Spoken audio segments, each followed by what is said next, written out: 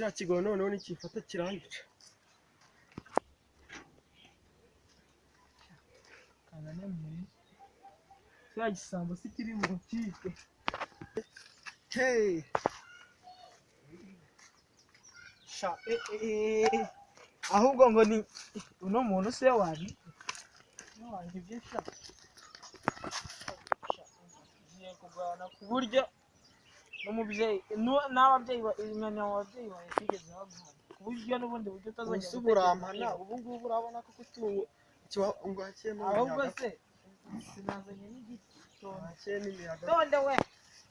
napasiye ko tonde tankiye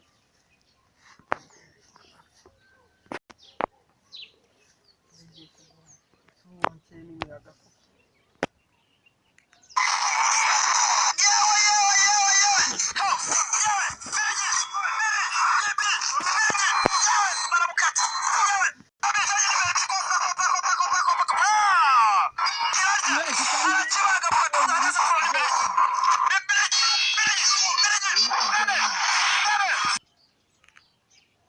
ariko ko ndi nyiri byondo sha